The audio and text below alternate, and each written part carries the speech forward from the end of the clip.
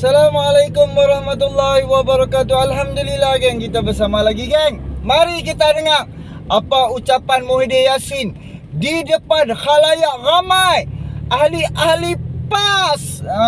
Jom kita dengar dan kita fikirkan.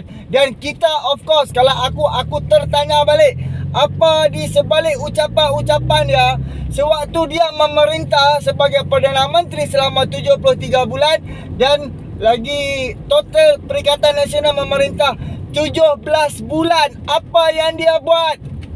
Segala perbelanjaan negara tidak langsung daripada pendapatan kerajaan.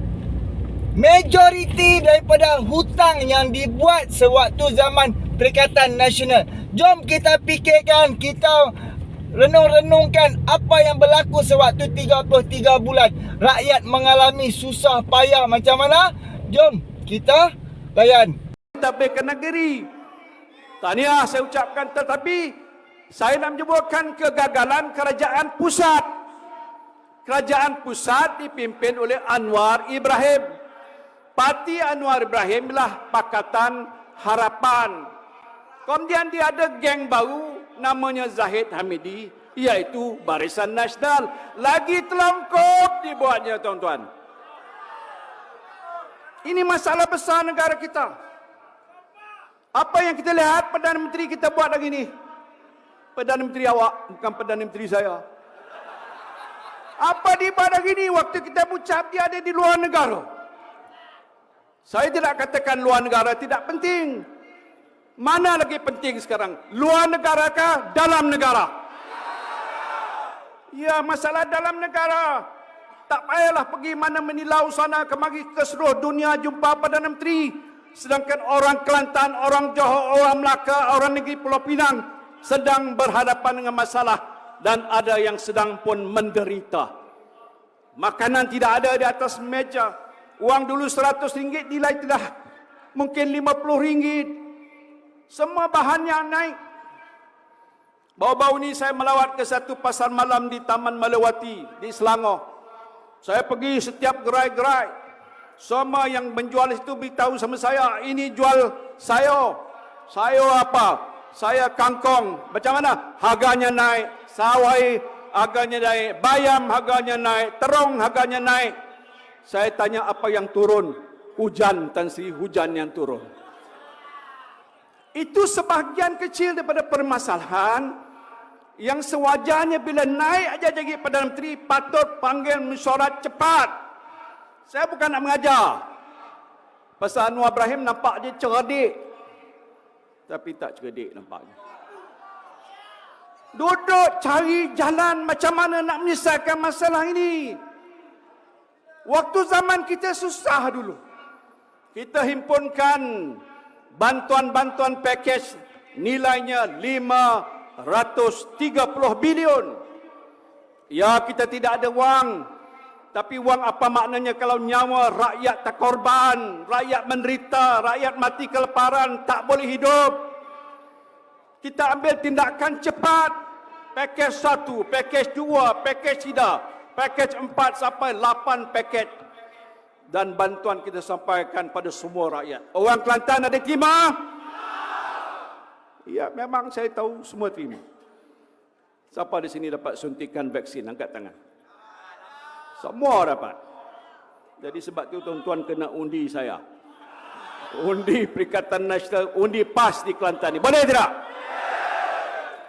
Jadi masalah pokoknya ketua negara adalah daripada Parti Pakatan Harapan bersama dengan Barisan Nasional.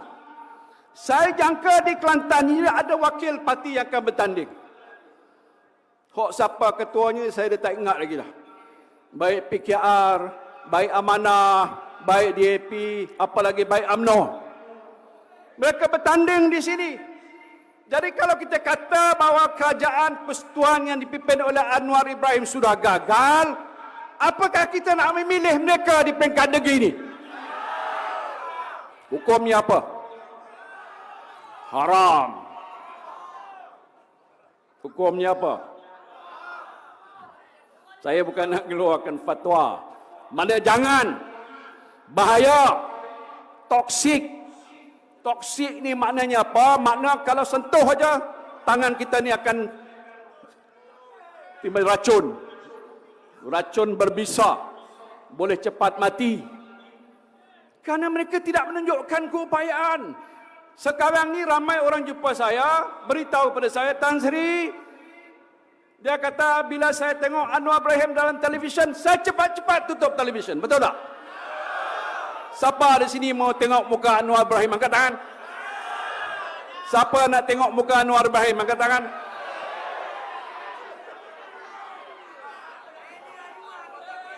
Bukan itu saja. Bila dia buka mulut, dia bohong. Saya pun dah hidup lama. Usia saya hampir dekat dengan Tan Sri, Tok Guru. 76 tahun. Hok tapi macam orang muda. Lama dah saya ada dalam negara ke. Sejak zahir saya sampai hari ini, saya tak pernah melihat seorang manusia yang dinamakan Perdana Menteri menguruskan negara seperti buruk sebagaimana yang saya lihat pada ini. Betul tak? Dia ada kabinet. Dia Tok Sri Anwar, Tan Sri Anwar duduk dalam kabinet, Datuk Taki dalam kabinet, Tuan Ibrahim dalam kabinet saya. Kita bincang dan kita bincang. Kita bermesyuarat siang malam, siang malam, siang malam. Ketua Pengarah Kesihatan Malaysia Tan Sri Nur Hisham beritahu saya tiap-tiap pagi lepas subuh. Dia kata, Tan Sri duka cita. Pasal apa? Hari ini ada 120 orang meninggal dunia waktu Covid. Tuan-tuan rasa macam mana? Itu waktu krisis yang lepas. Sekarang ini kita belum lepas lagi krisis. Sebab itu waktu saya memimpin negara, kita tubuhkan Majlis Pemulihan Negara. Apa peranannya? Kita tak boleh biarkan ekonomi kita berjalan macam ini, macam biasa. Tak boleh serahkan kehidupan petani-petani kita macam biasa. Tak boleh biarkan nelayan-nelayan kita macam biasa. Tak boleh biarkan nasib rakyat kita seperti biasa. Kita mesti buat lebih daripada biasa. Pasal mereka susah. Ramai waktu itu kata tidak ada wang untuk berbelanja kerana mereka terpaksa tinggal di rumah kerana ada PKP. Kita sediakan. Kotak yang kita telah sediakan itu bernilai berbilion-bilion ringgit. Kerana zaman itu zaman pandemik Covid. Jadi persoalan penting sekarang ini, kita berhadapan pilihan raya negeri. Tetapi pilihan raya negeri ini ialah juga dikatakan sebagai sebuah referendum. Pungutan suara rakyat. 97 juta pengundi yang akan keluar mengundi ini. Kita nak tahu undi mereka pergi ke mana. Dan saya tahu untuk Kelantan ini hampir 100% akan menyokong PAS sebagai simbol Perikatan Nasional di Kelantan ini. Allahu Akbar. Di negeri lain pun begitu. Dan kalau ada yang dia kata tadi, jangkaan kita insya-Allah dengan sokongan orang Melayu. Dan saya nak beritahu pada semua pengundi-pengundi Melayu yang sudah ada dalam sistem daftar SPR yang sudah jadikan sebagai sistem wajib, maka dia mesti mengundi. Ada sifat orang Melayu hari ini, dia kata tak undi pun tak apa. Hak PAS di Kelantan ni menang dah. Ya, insya-Allah menang.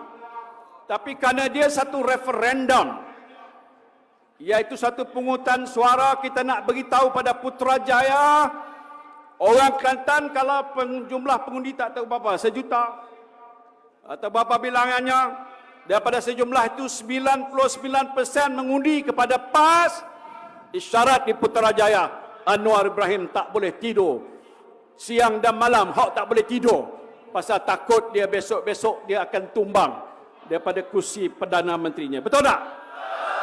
Kita nak doa tak supaya dia turun jatuh daripada Perdana Menterinya? Tak apa, siapa nak jadi Perdana Menteri, depan ni ramai yang layak. Saya dah merasa dah.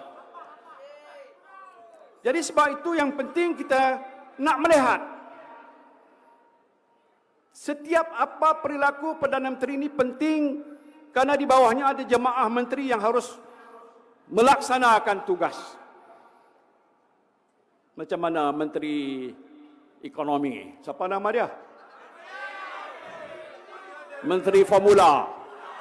Apa formula? Habis Menteri Pertanian, siapa nama dia? Kok siapa dia? Yang naik sawo tu ya? Mana pergi dia? Isu telur pun tak boleh selesai. Masalah. Ada tim. Tetapi tim tak boleh bekerja sama. Kami duduk dalam parlimen. Saya dan rakan-rakan di sebelah sini sebagai pembangkang. Kenapa kita jadi pembangkang? Tok Guru dengan saya buat keputusan yang itu, elok jadi pembangkang daripada duduk di bawah kelengkang Anwar Ibrahim. Betul tak? Malu kita. Tapi pembangkang yang bertanggungjawab. Kita tengok di sebelah sana mereka dalam bench kerajaan. Tapi muka dia tak berseri-seri pun. Kok masalah aja. Kalau dia ada Menteri UMNO, sedih je rupa. Kok dia tak setuju dengan Zahid Hamidi? Zahid Hamidi, Presiden UMNO. Tu ahli UMNO dulu. Tu ahli UMNO dulu. Tu ahli UMNO dulu. Ini timbalan Presiden UMNO dulu. Tapi Allah kata kamu keluar, Najib tenang saya, kita terbuat bersatu hari ini dengan PAS kita telah jadi satu kuasa politik Melayu yang terbesar dalam negara kita. Tak nampak keupayaan. Okey geng, kita dah habis dengar dan kita boleh fikir sendiri. Dia boleh kata Anwar Ibrahim pergi ke luar negara. Sedangkan dia tak fikir pun apakah function, apakah keperluan Perdana Menteri perlu ke luar negara dan apa hasilnya Perdana Menteri akan bawa balik ke dalam Malaysia. Zaman dia menjadi Perdana Menteri tak berlaku pun semua tu.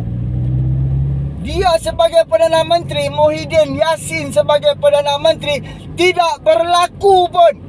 Dia pergi ke luar negara, dia pergi bawa balik pelabur, dia bawa balik peluang untuk rakyat, dia bawa balik peluang pekerjaan kepada rakyat. Tak berlaku. Dan hari ni Anwar Ibrahim sebagai Perdana Menteri, Anwar bawa balik peluang kepada rakyat. Anwar Ibrahim dah cakap dia akan utamakan negara-negara jiran yang ada di Asia Tenggara. Anwar Ibrahim akan utamakan negara-negara jiran. Sebab itulah satu demi satu negara Anwar Ibrahim pergi. Satu negara demi satu negara Anwar Ibrahim akan buat temu janji dan akan bertemu dengan Perdana Menteri dan raja negara tersebut. Seperti mana Anwar Ibrahim pergi ke China, pergi ke Thailand, pergi ke Indonesia, pergi ke merata-rata satu dunia. Dan kena ingat, Anwar Ibrahim bukannya pergi luar negara sampai bila dah habis kerja Perdana Menteri terus keluar jalan-jalan. Tidak. Anwar Ibrahim dah selesai kerja dia balik main terus. Dia bukan macam menteri-menteri yang sebelum ni. Dia bukan macam Muhyiddin Yassin ala-ala pergi luar negara, pergilah jalan-jalan mana-mana ambil angin dulu. Tidak sekali. Boleh tengok di dalam Isra Awani, TV3, di mana-mana saja. Setiap Anwar Ibrahim pergi, dia akan bawa balik dan dia pergi berapa hari dia punya kerja, dia akan terus patah balik ke negara kita dan dia teruskan kerja. Bayangkan Anwar Ibrahim pergi Vietnam balik hari. Dia pergi pagi, dia balik petang, malam dia pergi kempen pula dekat Gombak. Adakah setakat ni Perdana Menteri yang mampu buat seperti Anwar Ibrahim? Pergi ke negara sana 1 hari, 2 hari, 3 hari, terus balik hari. Bayangkan, adakah Perdana Menteri Muhyiddin Yassin pun dia tak mampu buat dan dia tak buat pun. Setakat 17 bulan Muhyiddin Yassin memerintah, Muhyiddin Yassin hanya pergi Indonesia aja kalau tak silap aku. Itu pun dia yang minta pergi ke sana. Bukannya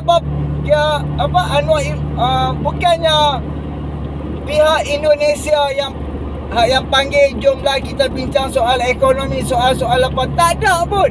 Cuba hampa fikir. Cuba hampa ambil tahu.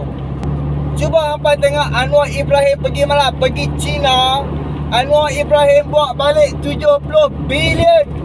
Total di dalam agreement ada 170 bilion yang akan masuk ke dalam negara Malaysia. 2 bulan selepas itu confirm sah 70 bilion telah masuk pelaburan ke dalam negara kita. Apa jadi setelah 70 bilion masuk? Apa jadi? Apa jadi selepas pelabur-pelabur masuk di dalam negara kita? Akan wujudnya kilang-kilang, ofis-ofis, pejabat-pejabat, malah peluang-peluang pekerjaan akan terwujudnya untuk rakyat dalam Malaysia. Seperti mana kita tengok Tesla, dia main masuk Malaysia, dia baru buat interview, hampir 4,000 rakyat Malaysia pergi beratok nak minta kerja. 4,000 bang. No, dia duk beratok hampir lebih pada 500 meter. Sebab apa? Nak interview. Syarikat Tesla itu baru satu syarikat, belum syarikat-syarikat daripada negara-negara lain. Cuba hampa fikir, itu baru satu negara dah 70 bilion masuk di dalam negara kita. Malah beribu-ribu peluang pekerjaan akan ada di dalam negara kita. Bayangkan pelbagai negara, Indonesia, Thailand, Vietnam, Kemboja, apa dia lagi, aku Filipin, sampai aku tak tahu dok nak apa nama sebut kan. Malah yang terbaru King Salman, anak Perdana Menteri Arab Saudi, panggil Anwar, suruh jemput, boleh bincang sebab sekarang dia dah ada masa. Cuba hampa tengok ni, Turki, Erdogan panggil, suruh pergi sana lagi. Setiap kali langkah keluar, tanggungjawab Perdana Menteri wajib balik dengan hasil. Balik dapatlah bagi sesuatu kepada rakyat. Bukan pi bercuti dan pi berjalan, pi buat kerja. Itu pun tak nampak. Kalau hampa dengar sampai dia kata, kalau buka TV ada muka Anwar Ibrahim, terus dia kalah, terus dia tutup. Itulah apabila hang tak dengar penjelasan daripada Perdana Menteri, apabila hang tak dengar penjelasan daripada menteri-menteri kabinet, hang tak tahu apa. Hang tak akan tahu. Malah hang akan ketinggalan berita-berita terkini, isu-isu terkini, hang akan ketinggalan. Lepas tu dia kata, okey, hak yang mak sabu, dia tak dapat sediakan telur. Ini Julai 2023 selesai. Berita dah keluar, selesai masalah telur. Oi Muhyiddin, kena ingat, masalah telur, masalah ayam, hang yang tinggalkan kepada kerajaan hari ini. Masalah tidak cukup telur, tidak cukup ayam, masalah ini dibuat sewaktu zaman perikatan. Apabila hampa gagal memerintah, hampa gagal sediakan keperluan rakyat, hampa gagal bantu rakyat-rakyat Kelantan untuk sediakan air, hampa gagal menyediakan keperluan-keperluan dalam masa 33 bulan. Kena ingat, 33 bulan itu adalah 3 tahun.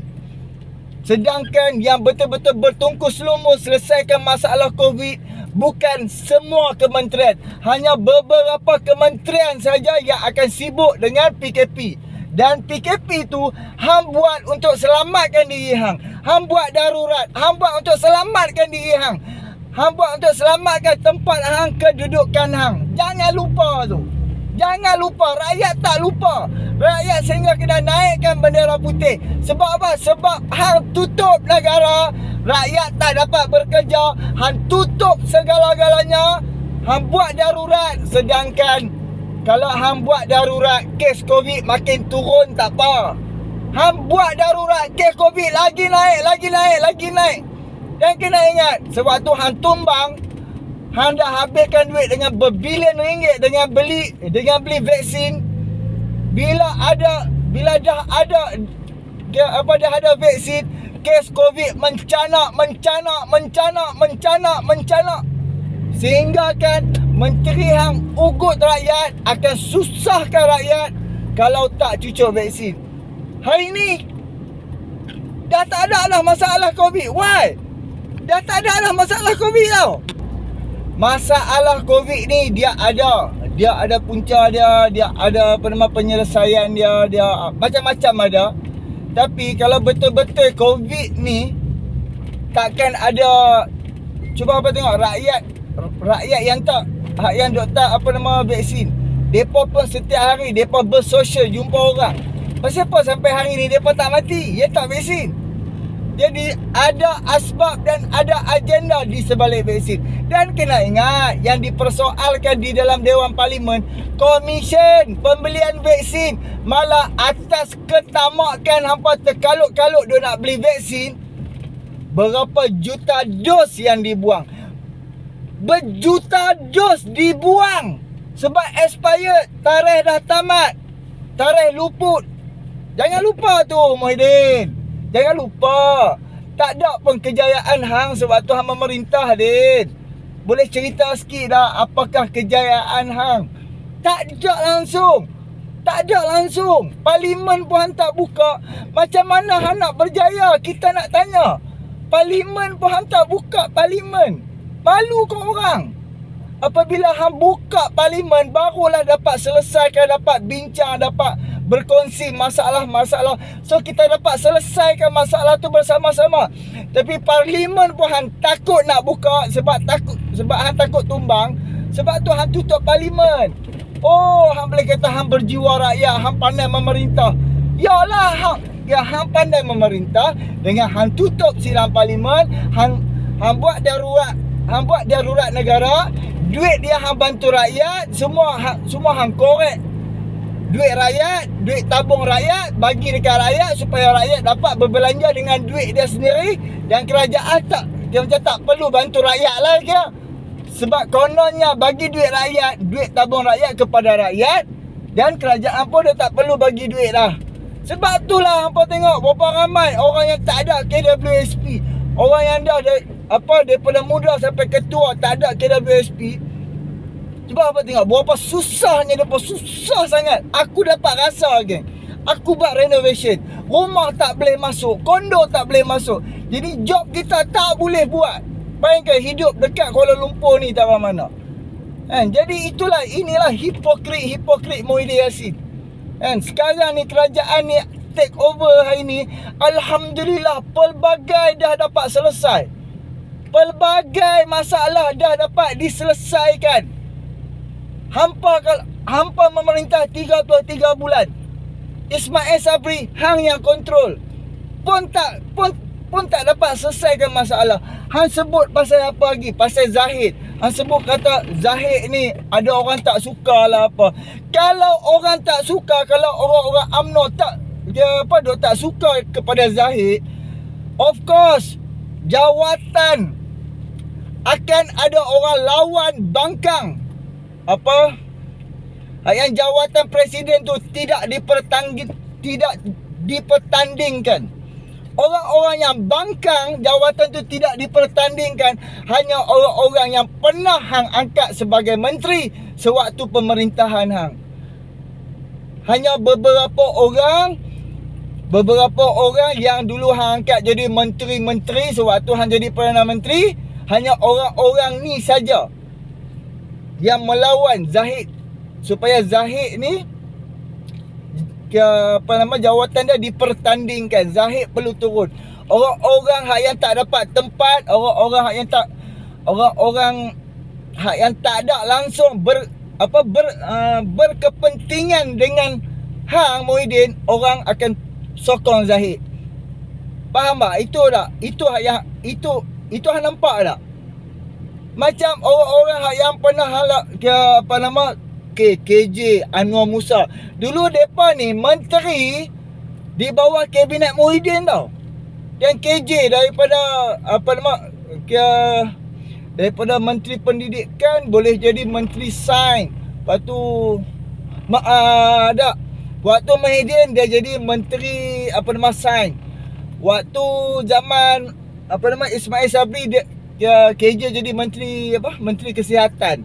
Of course, KJ ni mesti otak dia di brainwash oleh hang. Dia mesti punyalah kalau aku dulu hang pernah bagi tempat dekat aku, of course aku akan minat hang, aku kan hormat hang, aku akan ikut hang. Sebab apa? Sebab hang pernah bagi tempat dekat aku.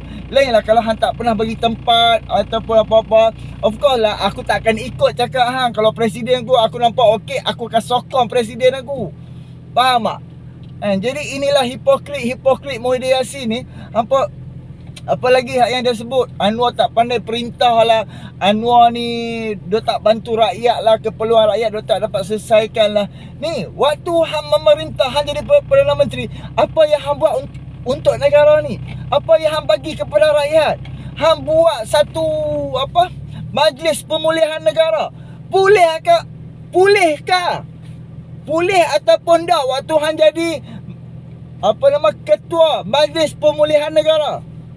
Pulih ke? Hang buat satu untuk nak apa dia tu, aku tadi dia ada sebut dia ada buat satu tu untuk bantu ekonomi negara. Selesai ataupun tidak selesai? Selesai ke tak?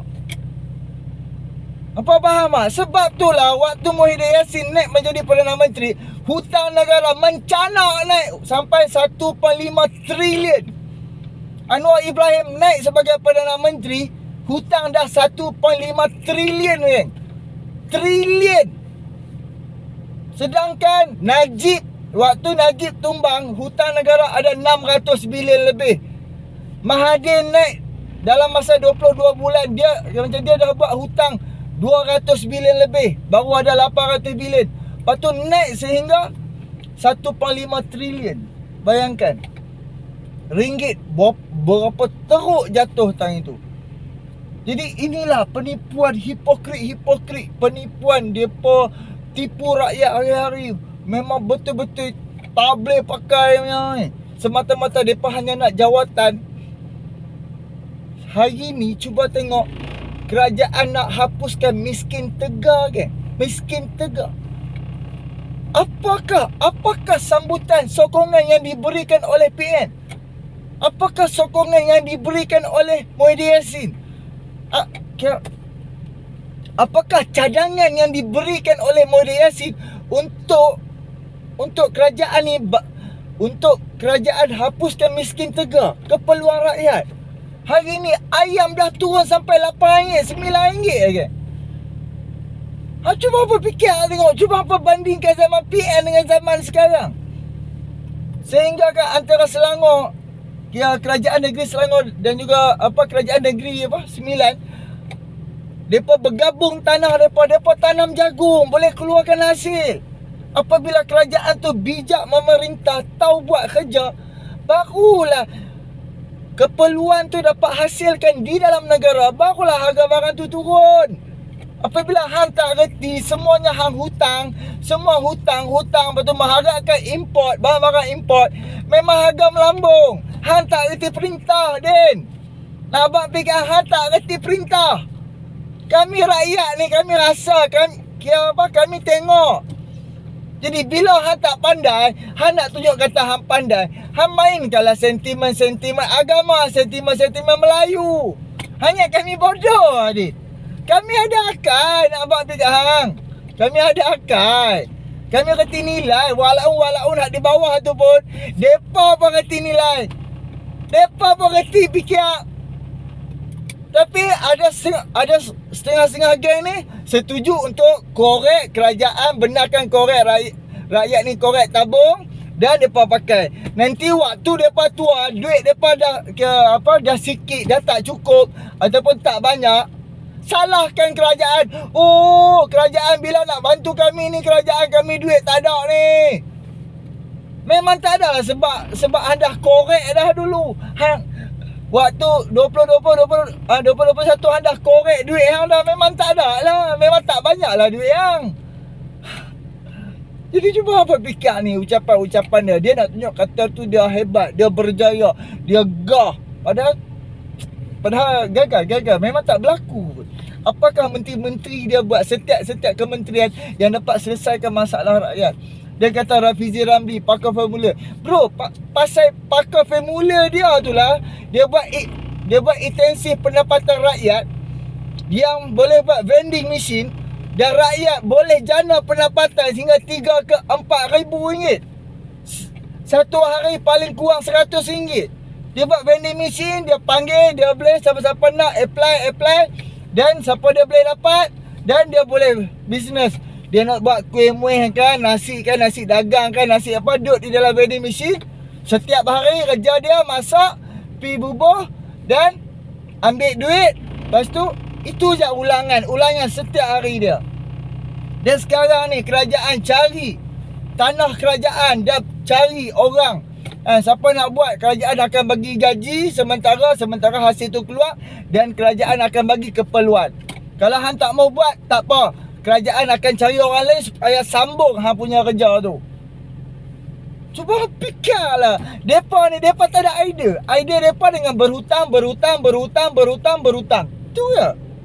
Kejayaan tak ada. Sebut salah satu. Hampa boleh komen di bawah. Apakah kejayaan Muhyiddin Yassin? Tolong komen di bawah.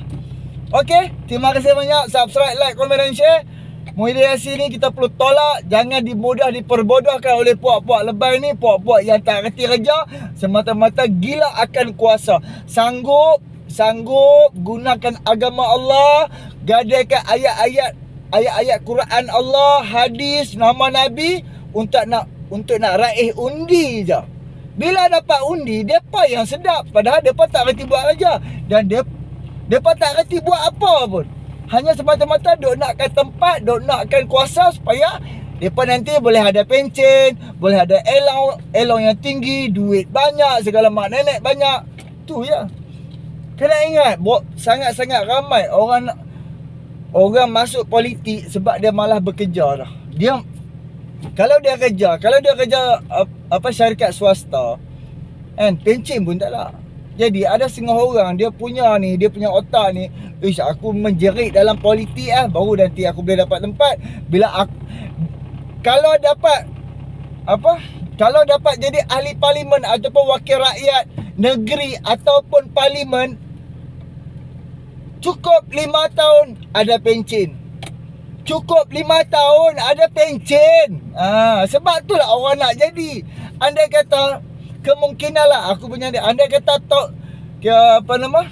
penggal yang pertama, penggal yang kedua, penggal 3, 4, 5, 6, 7. Kemungkinanlah aku rasa sebab aku tak pernah baca soal ni. Kemungkinan penggal yang pertama, contoh penggal yang pertama dia dapat jadi 5,000. Penggal yang kedua mungkin 5,000 ataupun mungkin 3,000.